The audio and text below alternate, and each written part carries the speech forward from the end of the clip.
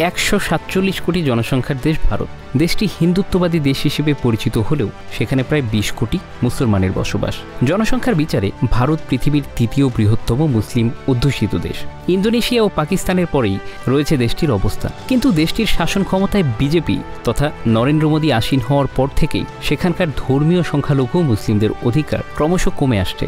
দেশটিতে ধর্মনিরপেক্ষতা কাগজে নীতিতে পরিণত হয়ে সংবিধানে আবদ্ধ হয়ে পড়েছে। ভারতের সংশোধিত নাগরিকত্ব আইন সিএএ মুসলিম বিরোধী বলে অভিযোগ রয়েছে। এই আইনটি মুসলিমদের বাদ রেখে অন্য ধর্মের শরণার্থীদের নাগরিকত্ব প্রদান করে। দেশটির একমাত্র মুসলিম অধ্যুষিত জম্মু ও কাশ্মীরের বিশেষ রাজ্যের মর্যাদা বাতিল করেছে মোদী সরকার।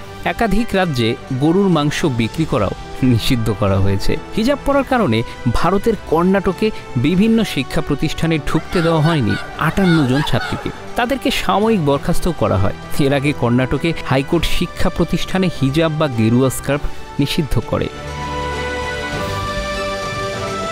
মুসলিম নারীদের অপমান করতে অ্যাপে বেশ কিছু মুসলিম নারীর ছবি শেয়ার করে এদের নিলামে বিক্রি করার প্রচারণা চালানো হয়। ভারতের মহারাষ্ট্রের স্কুলের সিলেবাস থেকে মুঘল বা মুসলিম শাসন আমলের ইতিহাস পুরোপুরি বাদ দেওয়া হয়েছে। সেখানে নিয়ে আসা হয়েছে হিন্দু শাসক ছত্রপতি শিবাজির প্রতিষ্ঠিত সাম্রাজ্যের ইতিহাস।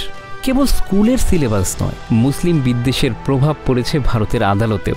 অকাট্য প্রমাণ ও প্রামাণ্য নথিপত্রের ভিত্তিতে নয়, বরং হিন্দু ধর্মের কিছু মানুষের বিশ্বাসকে মান্যতা দিয়ে বাবরি মসজিদের মামলায় ভারতের সুপ্রিম কোর্ট মসজিদের জায়গায় মন্দির নির্মাণের রায় দিয়েছেন।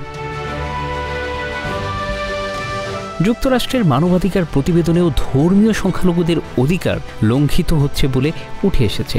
সব মিলিয়ে ধর্মীয় জনগোষ্ঠী হিসেবে সেখানকার মুসলিমদের প্রতিনিয়ত বিভিন্ন নিপীড়নের শিকার হচ্ছে।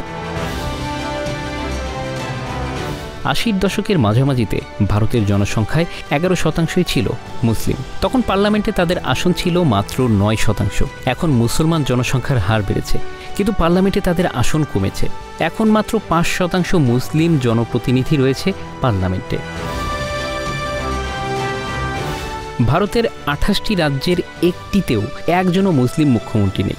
19টি রাজ্যের মুখ্যমন্ত্রী বিজেপির। এমনকি যে উত্তরপ্রদেশের সবচেয়ে বেশি মুসলমানের বসবাস, জনসংখ্যার 16% যেখানে মুসলিম, সেখানে মুসলিম বিধায়কের হার মাত্র 7।